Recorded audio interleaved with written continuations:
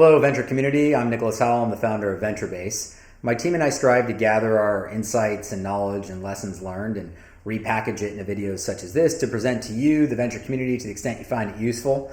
This particular video, I'm going to discuss venture stages, particularly early venture stages, and how you can define them as risk profiles across those venture inflection points.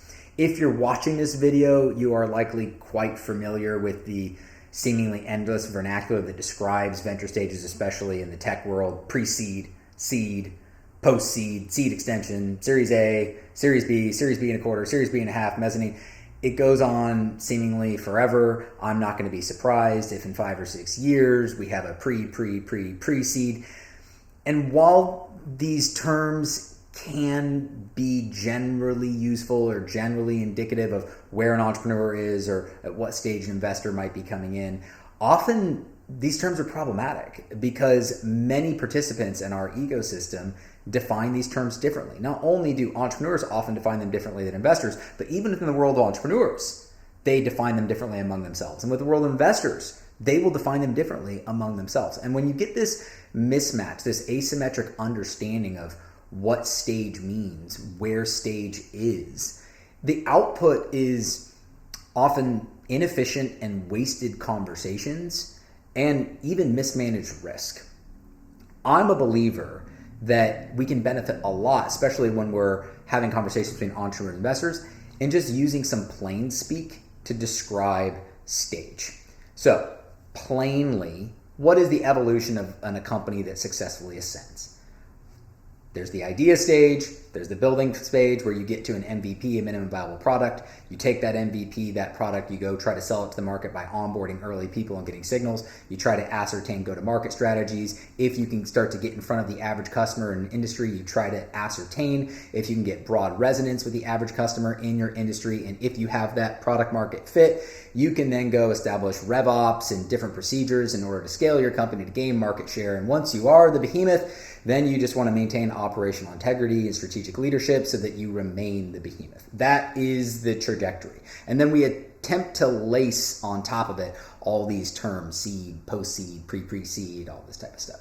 So plain speak, I think, is important, especially with regard to defining the earliest stages with regard to the risk profile. My goal for this video, if you're an entrepreneur, an entrepreneurial team, is that after we're done here, you can better identify where your company is stage-wise, and that you have some tools to better communicate to the marketplace that stage and how you're going to get to the next one.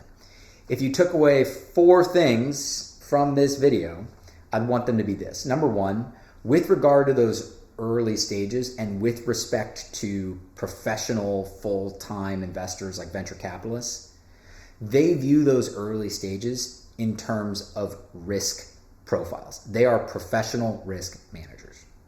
Number 2, even though value creation and risk removal are inextricably linked as a company builds upward, it is often, when defining a stage, easier and clearer to communicate the risk that has been removed and the risk that is immediately in front of you than it is by trying to define the value you have created and the value you intend to create. Number 3, no one gets partial credit. At least that almost never happens. Whether it's fair or unfair, when you start to understand that these earlier stages are just different benchmarks along a risk profile, you'll also see that you do not get partial credit being halfway between 2 of them. You've either successfully removed the next goalpost of risk or you haven't. Number 4, as you communicate your story with your stakeholders, these are your investors, your team members, your customers, it's critically important that you are bringing them along 2 journeys simultaneously. You've got your super long-term dreamer journey. That's warm to my heart. I happen to be a bit of a dreamer personality. This is, what is our big mission? What is the huge vision that we see of a company that can help achieve this mission? What's the end goal here? Why are we doing this? That's the long-term story. But then you've got this other story that you need to bring them on simultaneously, which is your immediate short-term story. And that story simply just represents the time from whatever risk stage you are now to the very next checkpoint of risk. What is that immediate battle? And often I have found that it's a lot more expedient to use this plain speak in communicating my risk profile to get a match with a stakeholder that I want to bring on, whether that might be an investor or a team member.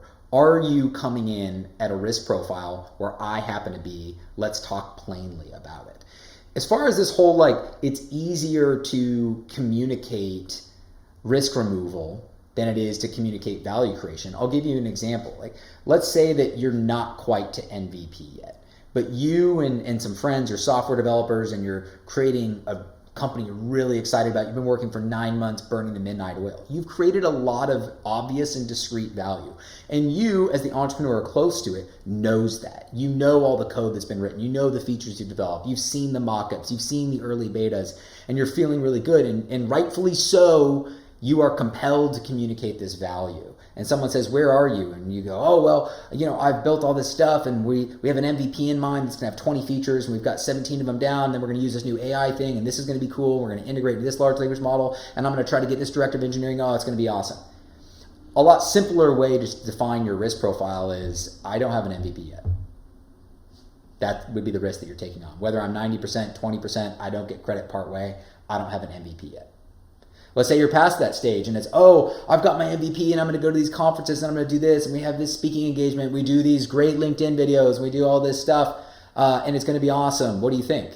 That's very different than saying, hey, I've got a product and I've even got some early customers, but we haven't really figured out how to get into our average customer yet. Go to market eludes us. If you come in right now, that's the risk you're taking. If you put in capital, you put in time, that resource is going to be used to address that immediate risk.